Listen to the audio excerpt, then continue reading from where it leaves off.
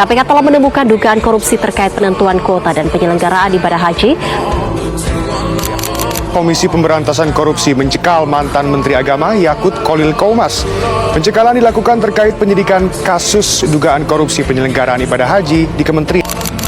Ketika ibadah menjadi ladang bisnis, disitulah masalah dimulai.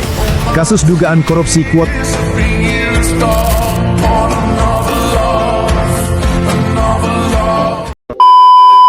Halo semuanya. Selamat datang di Ngortis, ngobrol kritis sudut kampus bareng Asa. Podcastnya anak kampus yang bakal bahas isu panas tapi tetap pakai kepala dingin. Kami mahasiswi dari STI Wiyata Mandala. Saya Adelia dan dua rekan saya Anindya dan Starla. Hari ini kita akan membahas kasus yang beberapa tahun terakhir ini tuh lagi rame banget ya, yaitu kasus dugaan korupsi kuota haji tahun 2024. Nah, kita podcast ini tuh untuk UAS Tugas Pendidikan Pancasila. Nah, kebetulan banget nih kasus ini penting banget tentunya dibahas karena udah menyangkut hak ibadah banyak masyarakat di Indonesia tentunya. Betul banget, kasus ini mencuat karena adanya dugaan pengalihan kuota tambahan haji oleh kementerian terkait dari kuota haji reguler menjadi kuota haji khusus. Oke, kita bahas teorinya sedikit ya. Kenapa pejabat kita tuh berani banget ngelakuin hal ini? Nah, menurut Anin apa sih, ada teorinya gak, Nin? Nah, kebetulan aku udah baca ya beberapa teori dan ternyata ada nih beberapa teori untuk kasus ini, yaitu dari teori dari menurut Robert Kilgert yang dimana tuh ada teori itu C sama dengan M plus D means A, yang artinya ya korupsi terjadi karena adanya monopoli dan kewenangan si pejabat tersebut yang memang dia punya kewenangan yang cukup besar nih. Nah, tapi pengawasannya itu ternyata cukup rendah, makanya terjadilah kasus seperti ini. Nah, jadi makanya justru ya itu menjadi celah ya pengawasannya buat dimanfaatkan sama pihak-pihak yang terkait dalam kasus tersebut. Nah, kita masuk ke bagian diskusi dan pembahasan dari kasus ini ya. Kalau kasus ini tuh disangkut pautin ke nilai-nilai Pancasila, sebenarnya tuh kasus ini ngelanggar sila keberapa aja sih? Apakah ngelanggar semua sila pertama sampai sila kelima? Nah, kasus ini tuh jelas melanggar sila pertama, yaitu nilai ketuhanan. Haji itu kan suatu ibadah ya. Kalau misalkan dikorupsi, maka pelakunya itu melanggar moralitas suatu agama itu sendiri. Lalu yang kedua, ini sangat tidak manusiawi. Banyak loh lansia yang udah nunggu puluhan tahun ya untuk melakukan ibadah haji, tetapi malah diserobot sama orang yang punya kuasa, yang punya jabatan. Itu kan sangat-sangat tidak adil dan tidak beradab ya. Lalu yang ketiga, yaitu menciptakan nih rasa tidak percaya masyarakat kepada negara karena akhirnya merusak persatuan suatu negara.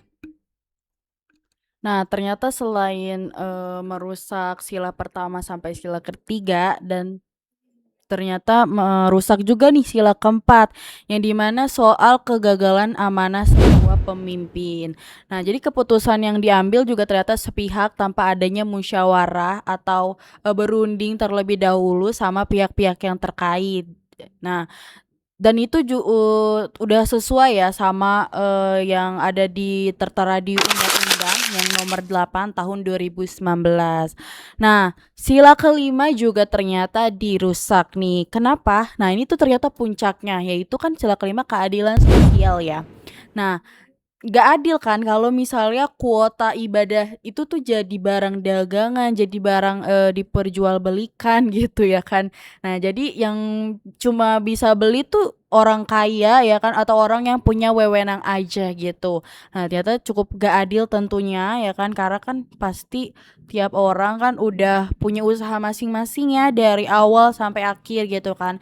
Tapi ternyata yang menang itu orang yang punya kekuasaan gitu, yang punya jalur khusus gitu. Nah, jadi ya benar-benar gak adil sih dan ini benar-benar udah sangat merusak semua sila ya dari sila pertama sampai sila kelima tentunya. Wah, dampaknya ngeri banget ya. Tapi sebenarnya seberapa parah sih detail pelanggarannya sampai bikin banyak orang tuh ngerasa dirugikan gitu? Iya, sebenarnya ada 20.000 kuota tambahan haji yang dimana 92% untuk jemaah haji reguler dan 8%-nya untuk jemaah haji khusus. Nah, tetapi nih pada kenyataan di lapangannya yang di praktiknya ini malah dibagi menjadi 50 berbanding 50. Dan juga ada berita dari detik.com ada sekitar 8.400 haji reguler yang tidak jadi berangkat nih melakukan ibadah haji ke tanah suci. Iya, jadi mereka harus menunggu lama lagi padahal mereka udah menunggu momen-momen itu, udah antri tetapi malah karena adanya kasus ini mereka harus menunggu lagi. Wah, berarti ini bukan cuma kesalahan administrasi input data doang ya. Nah, sekarang status pemeriksaan kasusnya tuh gimana? Nah, untuk kasus sekarang pemeriksaannya tuh ini udah termasuk kasus yang serius banget ternyata. Ya, jadi selain terkait adanya dugaan penyalahgunaan kuota haji, ya, ternyata adanya juga nih aliran dana yang sudah merugikan negara tentunya ya. Jadi nggak hanya masyarakat aja yang dirugikan, tapi negara juga ikut dirugikan karena kasus ini. Nah, bahkan mantan Menteri Agama kita Bapak Yakut Khalil Qumas juga udah dipanggil KPK buat dimintai keterangan tentunya. Nah, selain itu ya KPK juga udah memeriksa juga ratusan biro jasa yang bersangkutan buat dijadikan saksi dalam kasus tersebut. Iya, betul banget nih. Dan juga ada laporan ada sekitar 100 biro jasa haji ini yang terlibat nih dalam kasus korupsi kuota haji yang tidak adil ini. Kalau kita lihat dari berita beberapa belakangan ini katanya udah ada ya tersangkanya. Itu sebenarnya bener gak sih? Terus sekarang status kasusnya tuh gimana? Nah, statusnya itu udah ada titik terangnya juga ya dari kasus ini ya. Udah mulai kelihatan dari dokumen-dokumen yang udah dikumpulkan ya kan sama pihak pansus juga, panitia khusus DPR DPRD ya kan. Jadi kita tinggal nunggu hasilnya aja ya kan dengan proses ya hukum yang selanjutnya gimana gitu. Jadi kita juga harus tetap pantau juga ya tentunya dan harus juga sesuai nih beritanya ya kan yang memang dilaporkan sama berita-berita yang memang sudah sesuai gitu. Nah, tetapi nih banyak beredar juga berita-berita bahwa Bapak Yakut Khalil Qumas ini sudah jadi tersangka. Ya, Beneran Kak? beneran. Dia sudah jadi tersangka, tetapi masih dalam penyelidikan lebih lanjut lagi untuk memastikan kebenarannya. Seperti itu. Wah, padahal pada saat itu, pada tahun itu Bapak Yakut Khalil Qumas masih menjabat ya sebagai Menteri Agama nih. Tapi ternyata ya kan beliau malah masuk ke dalam skema kasus tersebut. Padahal ya harusnya kan masyarakat tuh lebih percaya ya kepada Menteri Agama sebagai pemimpin. Tapi ya gimana jadinya malah masyarakat merasa dihianati ya. Jadi nggak bisa percaya. Trust isu juga jadinya. Jadi mungkin nextnya kalau misalnya mereka mau lanjutin ke jasa tersebut, mungkin mereka agak ragu ya, karena kepercayaan yang awal aja yang mereka udah kasih ke pemimpin agama nih, bahkan nih ya kan udah dihianati, dipatahkan gitu kepercayaannya. Jadi mungkin bakal susah lagi sih buat menumbuhkan rasa kepercayaan tersebut. Iya, kalau pemerintah kita nggak bisa dipercaya ya, kita mau percaya sama siapa lagi ya kan? Adalah pokoknya.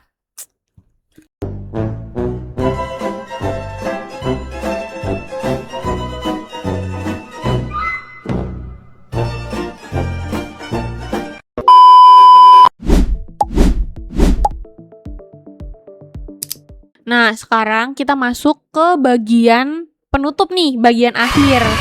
Kesimpulan, saran, sama gimana sih sikap kita sebagai mahasiswa.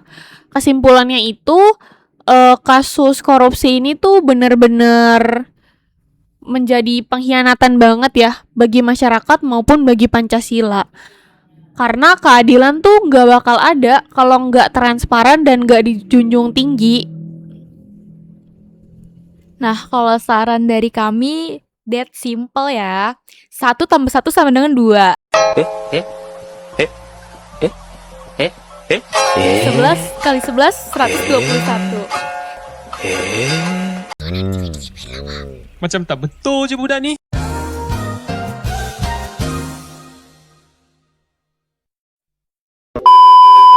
Nah, harusnya pemerintah lebih memperkuat lagi nih sistem pelayanan dari e-haji agar tidak mudah diotak-atik oleh orang yang ingin berbuat jahat dan orang yang ingin berbuat curang.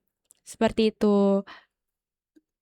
Nah, tadi kan kesimpulannya kita harus adil ya tentunya ya. Nah, terus harus jujur juga nih. Nah, sarannya juga bener banget ya kan.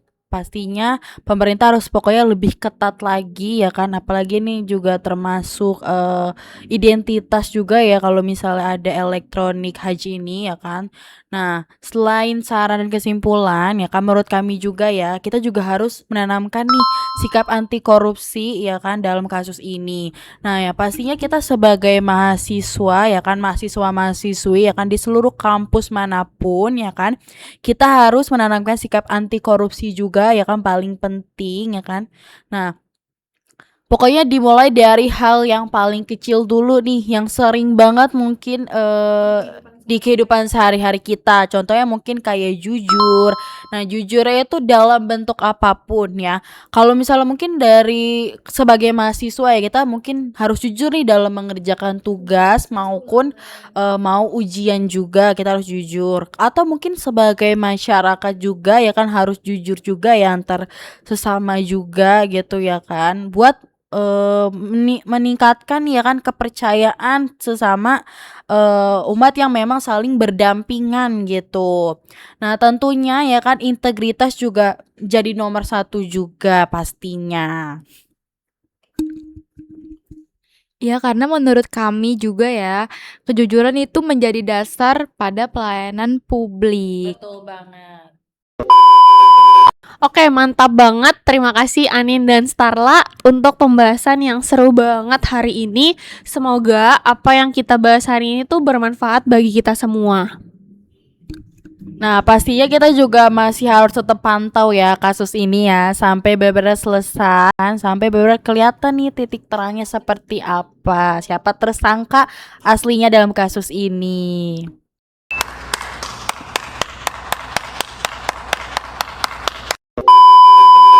Oke, jangan lupa like, comment, and subscribe, serta share. Dan tungguin terus podcast bareng Asa selanjutnya. Kami Asa, tapi bukan putus asa. Bye-bye!